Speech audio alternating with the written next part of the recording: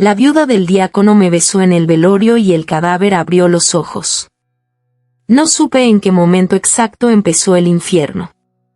Si me obligaran a elegir un instante, diría que fue cuando la viuda del diácono me besó frente al ataúd. No fue un beso largo. No fue un beso limpio. Fue uno de esos besos que no parecen nacer de la boca, sino de una herida vieja. Su aliento olía a vino dulce y a cera de iglesia. Sus dedos estaban helados, pero su lengua no, y mientras su mano temblaba sobre mi nuca, escuché detrás de nosotros el murmullo cortado de las señoras del rosario, y el golpe seco de algo moviéndose dentro del féretro. Abrí los ojos. Ella también. Y los dos vimos lo mismo. El cadáver del diácono Esteban Valdés, inmóvil desde la madrugada, acababa de abrir los ojos. No parpadeó. No respiró. Solo nos miró. Como si hubiera estado esperando ese beso desde antes de morir. Me llamo Tomás Peralta, y durante 12 años fui sacristán en la parroquia de San Gabriel, un pueblo pequeño donde los pecados se enterraban con sotana, agua bendita y silencio. Aprendí pronto que la fe de la gente no siempre nacía del amor a Dios, muchas veces nacía del miedo. Miedo al castigo. Miedo a la vergüenza. Miedo a que el vecino supiera lo que uno hacía con las manos en la oscuridad. El diácono Esteban era el hombre más respetado del pueblo después del párroco. Predicaba con una voz grave, lenta, como si cada palabra bajara del cielo envuelta en incienso. Visitaba enfermos, organizaba novenas, enterraba difuntos, reconciliaba matrimonios y bendecía casas nuevas. A sus 62 años, lo llamaban un santo en vida. Yo sabía que no lo era. No porque hubiera hecho algo monstruoso, al menos no al principio, sino porque yo conocía a su esposa. Aurelia Valdés. La viuda. La mujer que me besó en el velorio. La primera vez que me miró como una mujer mira a un hombre fue 6 meses antes de la muerte del diácono. Yo estaba cambiando los manteles del altar mayor después de la misa de 7 cuando sentí que alguien me observaba. Levanté la vista y la vi al fondo de la nave, vestida de negro, aunque nadie había muerto todavía. Siempre llevaba negro, como si se hubiera adelantado a una tragedia que solo ella conocía. Aurelia no era joven, pero tenía esa belleza que no se deja domesticar por la edad. La piel clara, la boca firme, los ojos oscuros y cansados. Una mujer hecha de luto y deseo. Las beatas la criticaban por sus vestidos demasiado ajustados para una esposa de diácono. Los hombres evitaban mirarla de frente porque sabían que, si lo hacían, les costaría rezar esa noche. Tomás, me dijo, ¿puedes ayudarme con unas cajas en la sacristía? Las seguí. No había cajas. Solo el olor a madera vieja, vino de consagrar y humedad encerrada. Ella cerró la puerta con cuidado. No con prisa. Como quien ya había imaginado aquella escena demasiadas veces. Tu camisa está mal abotonada, susurró. Ni siquiera esperó mi respuesta. Se acercó y me acomodó el cuello con una delicadeza que me desarmó más que cualquier caricia descarada. Su pulgar rozó mi garganta. Yo sentí que el corazón me golpeaba las costillas como si quisiera huir primero. Señora Aurelia. No me diga señora cuando estamos solos. Eso debió bastarme para salir de allí. Pero hay tentaciones que no entran por la carne, sino por la compasión.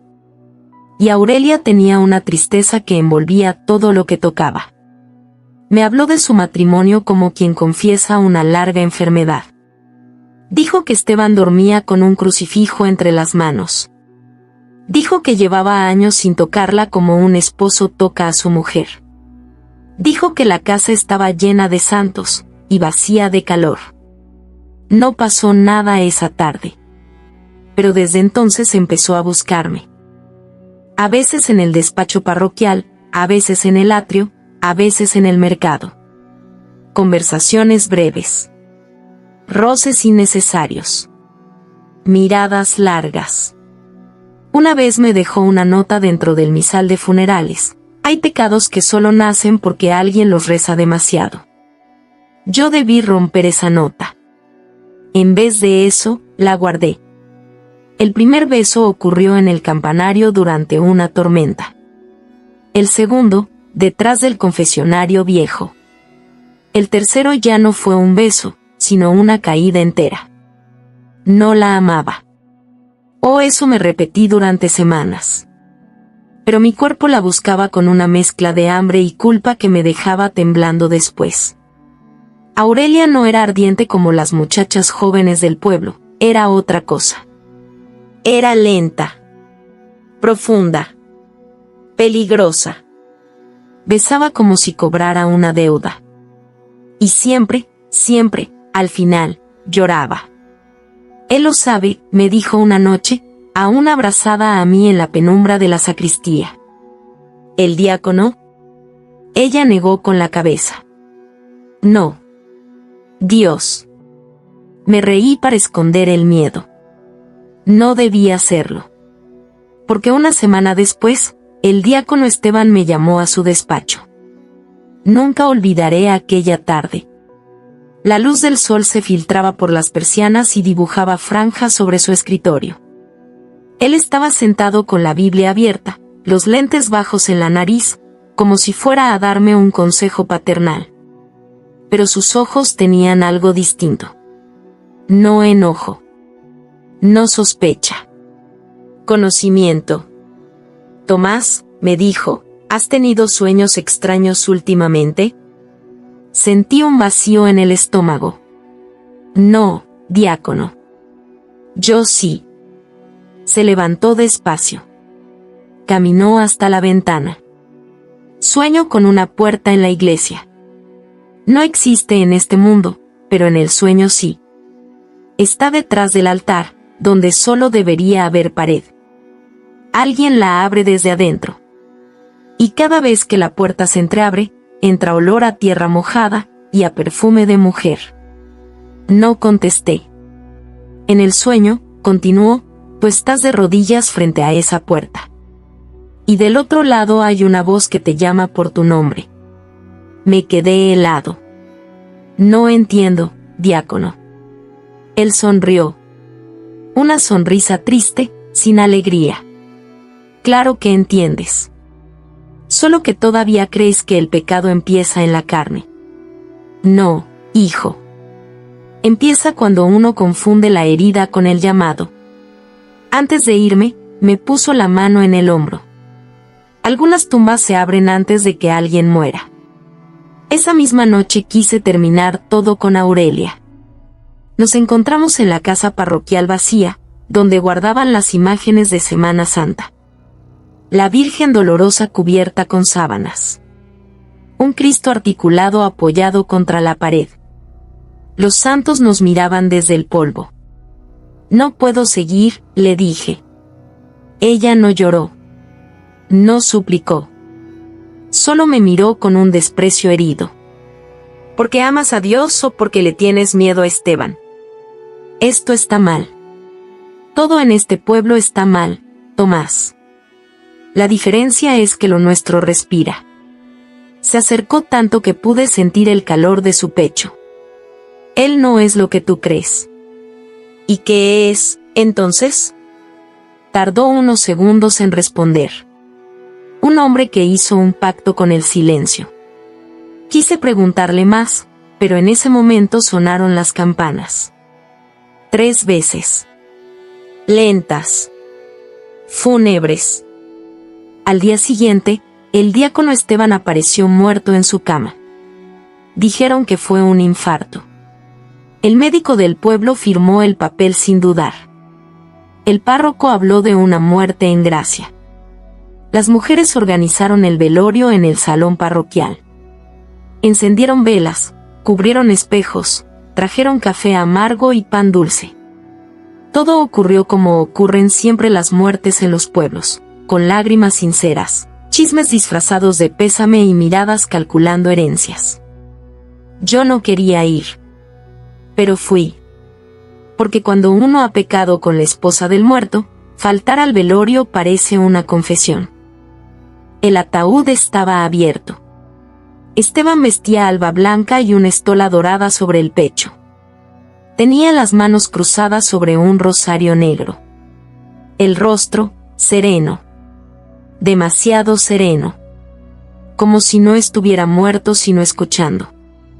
Aurelia se veía hermosa de una forma insoportable. Llevaba un velo de encaje, labios apagados y una tristeza tan precisa que parecía ensayada. Recibía abrazos, bendiciones, pésames. Yo evitaba acercarme. Hasta que ella vino a buscarme.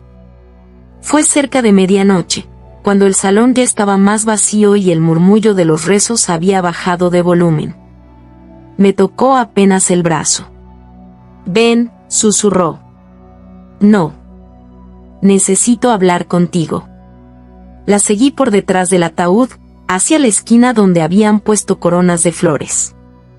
El aire olía a lirios podridos y cera consumida.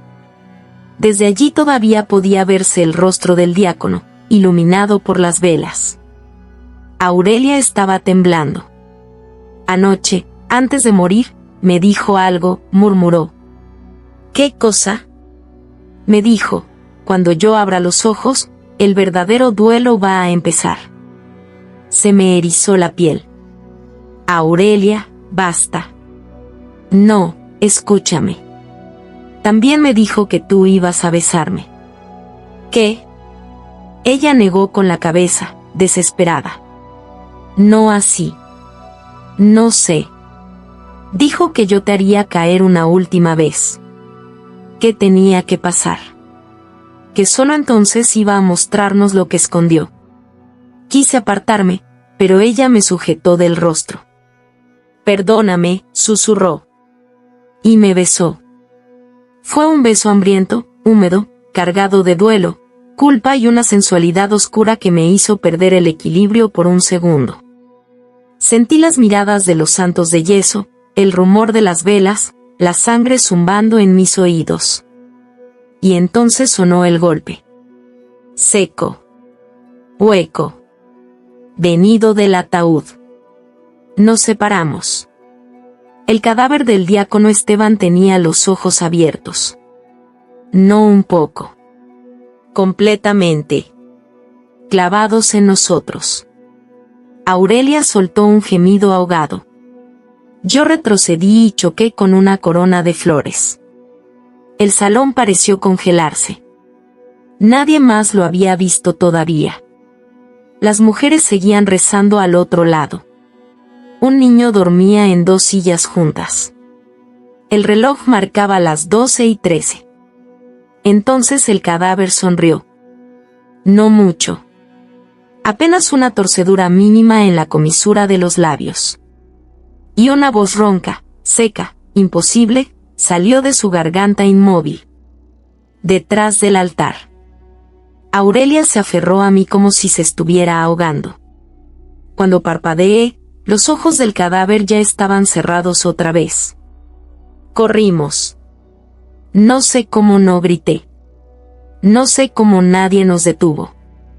Cruzamos la nave de la iglesia en penumbra y entramos por la puertecilla lateral que llevaba al presbiterio. Mis manos no dejaban de temblar. Aurelia lloraba en silencio. ¿Qué escondió?, le pregunté. ¿Qué quiso decir con detrás del altar? Ella tardó en responder. Hace años, antes de casarnos, yo estaba embarazada. Me quedé inmóvil. ¿De él? Aurelia me miró con un dolor sucio. No. Sentí que el piso cedía bajo mis pies. Era tuyo, Tomás. Todo se me nubló. Había pasado 13 años desde nuestro primer encuentro verdadero. Sí, antes de que ella se casara con Esteban, cuando yo apenas tenía 22 y ella había llegado al pueblo para cuidar a su madre enferma. Hubo una feria patronal, demasiado vino, una noche detrás del cementerio viejo y una promesa idiota de volver a vernos. Yo me fui a trabajar a otra ciudad por unos meses. Cuando regresé, ella ya estaba comprometida con el diácono viudo. Nunca me dijo nada. Lo perdí al 4º mes, sollozó. O eso me hizo creer él. Me dijo que había sido un castigo. Que Dios lo había reclamado. Que si hablaba, me condenaría. ¿Qué estás diciendo? Encontré ropita escondida en la casa. Escuché llanto en habitaciones vacías. Esteban visitaba cada jueves la cripta sellada que hay bajo el altar antiguo. Nunca me dejó entrar. Nunca. Debajo del altar antiguo había una losa que los viejos del pueblo mencionaban en historias de antes, cuando la iglesia aún tenía catacumbas para sacerdotes ilustres. Casi nadie bajaba allí ya.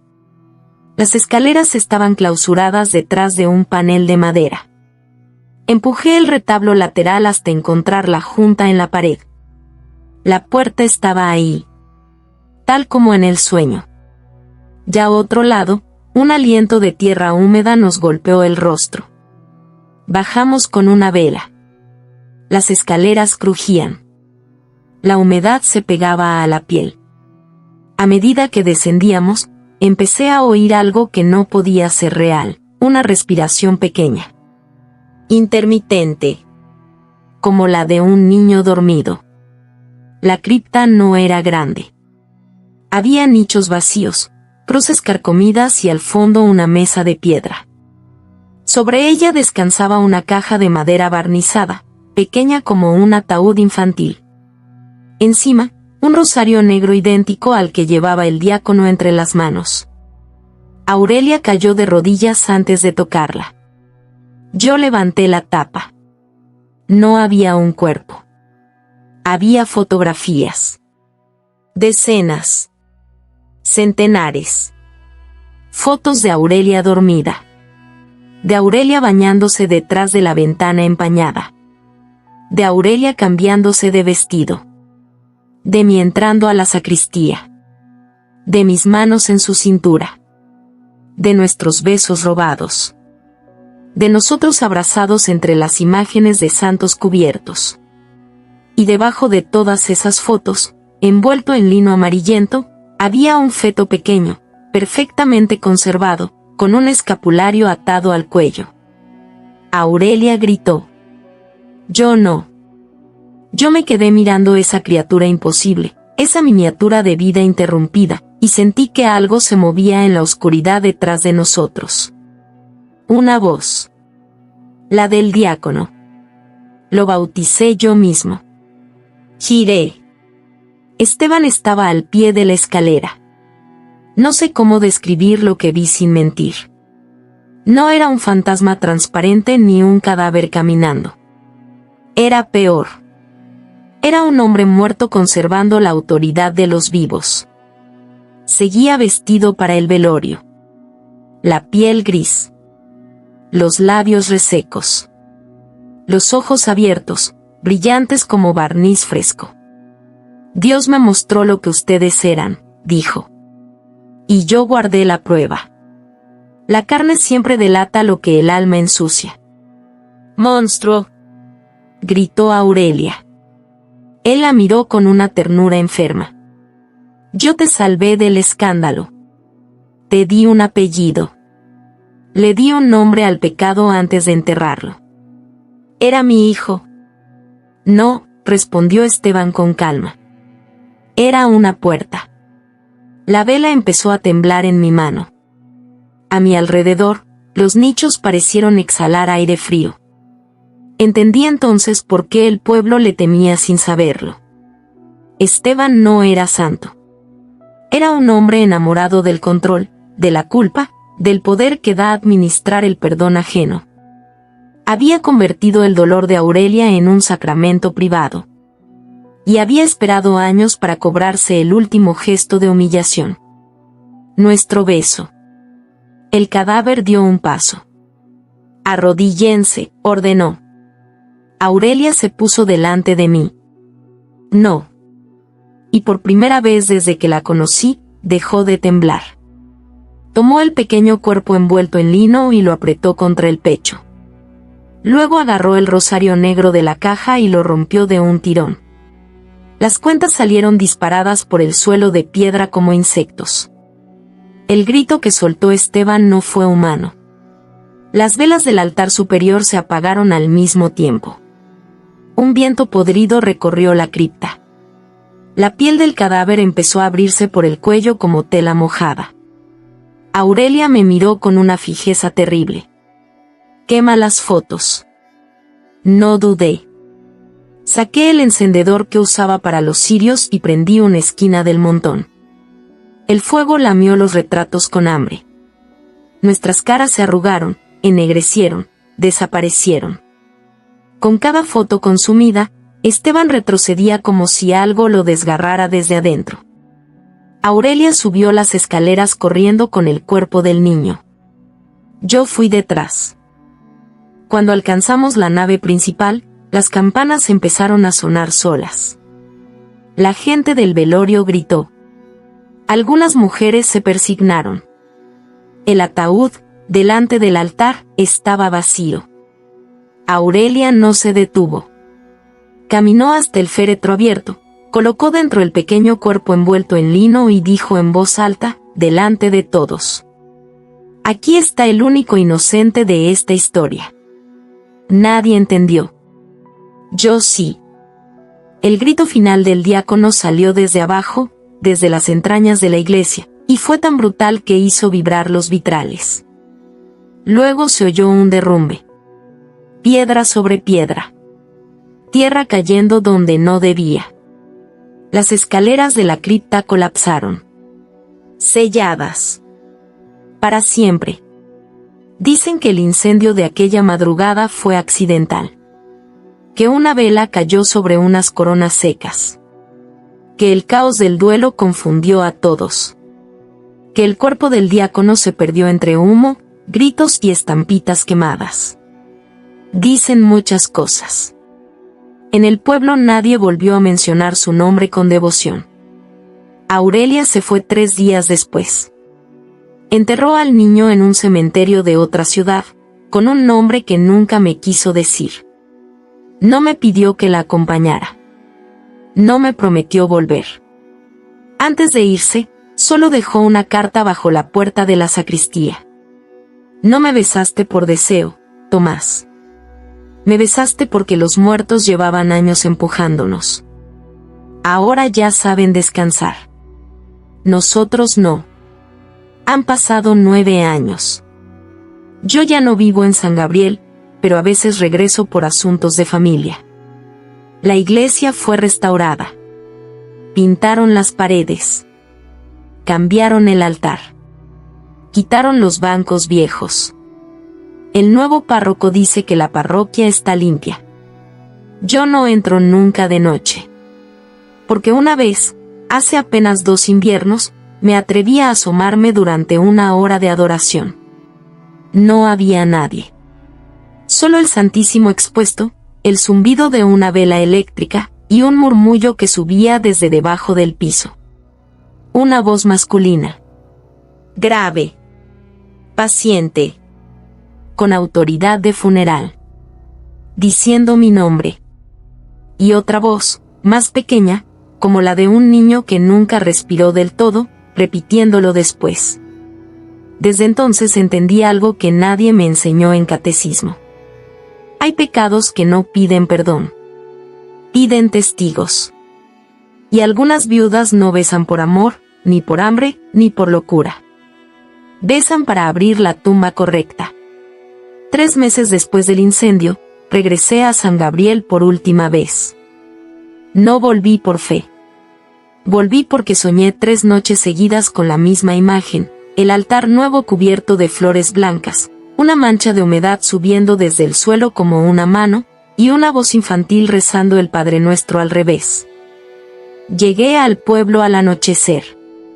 Las calles seguían iguales, pero había algo distinto en la manera en que la gente bajaba la voz al pasar frente a la iglesia. Nadie se detenía ya en la plaza después de las 8. Nadie dejaba a los niños jugar cerca del atrio. Y aunque el templo había sido pintado y restaurado, el aire alrededor seguía oliendo a yeso mojado, y a ceniza antigua. Entré cuando no había nadie. Las bancas nuevas crujieron bajo mis pasos. Las velas eléctricas temblaban con una luz débil, casi enferma. Me acerqué al altar sin saber qué esperaba encontrar. Tal vez una señal de que todo había terminado.